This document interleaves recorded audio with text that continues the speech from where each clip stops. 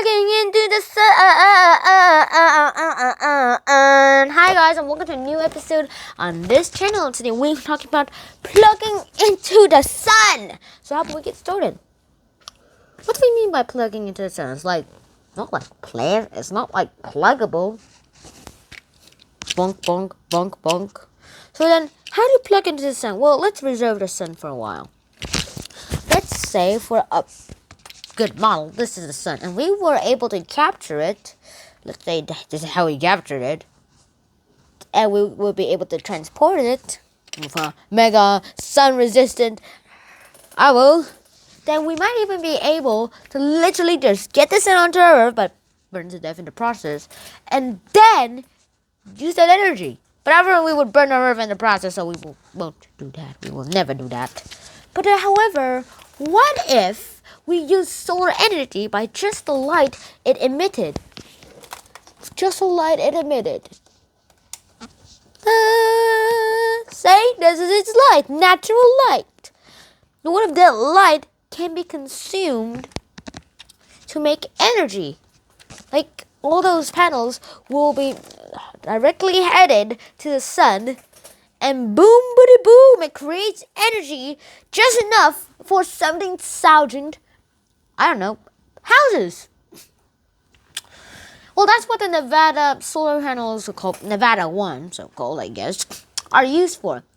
They are using the solar energy to power all of their powers, and it's enough for 17,000. However, that's twice as much of what they're using.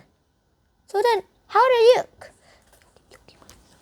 If the solar panels goes there, the solar will go here, so that it will be direct contact to the sun's rays.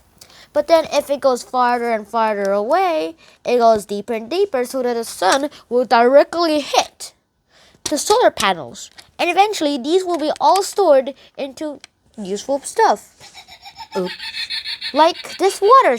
Like if this water is how much energy it is, then we might be able to store it all into some sort of form of energy. But back to the solar problem. As it goes closer, it will literally just go up and literally just suck up the energy like this. Boom, boom, boom, boom, boom, boom, boom, boom, boom, boom, boom. So then that'll be just enough energy for our whole Earth. But for the sake of the video and not to get me blind, let's just turn it off. But let's say we could do that. And then what?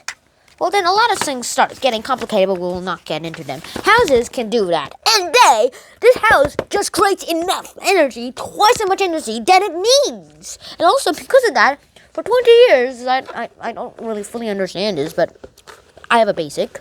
So, like, 20 years, they can use that energy. For 20 years. Without any interference, that is.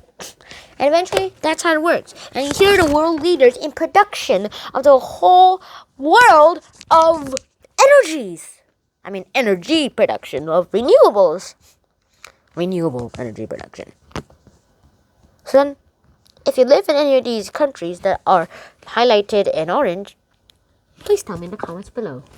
I know that the majority of my subscribers would do that because, yeah, there and here. So that's the end of this episode. If you enjoyed this episode, please like, share, and subscribe to the channel if you haven't already.